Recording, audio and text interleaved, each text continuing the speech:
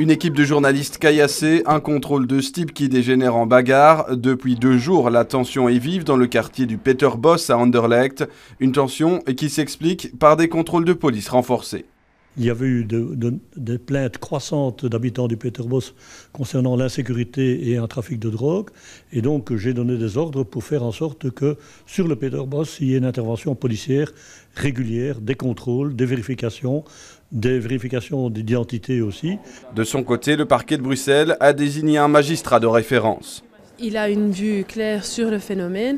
Il va établir des instructions que tous les magistrats qui seront de garde vont donner au service de police pour que la réaction du parquet soit toujours la même réaction, qu'il y a une certaine cohérence dans l'approche du parquet.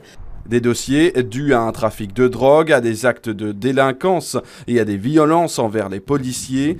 Khalid habite le quartier depuis 25 ans, il y travaille aussi. Pour lui, tout ça, c'est le résultat d'un laisser-aller. C'est des problèmes qu'on a senti venir il y a déjà 5-6 ans dans le quartier Peterbos. On a senti quand même un laisser-aller généralisé de la part à la fois de la commune mais aussi des gestionnaires du site.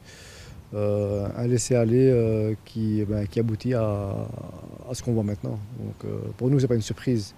Des actes qui ne concernent qu'une minorité de jeunes. Là, on peut vraiment parler d'une minorité. Si on voit un petit peu tous les jeunes qu'on touche, qu'on côtoie dans le quartier, ils ne sont vraiment pas représentatifs des jeunes du quartier, quoi. Là, on peut parler d'une quinzaine, vingtaine de jeunes au grand maximum qui malheureusement font du bruit, quoi. Et c'est vrai que voilà, ils sont très visibles, ils sont très nuisibles pour le quartier.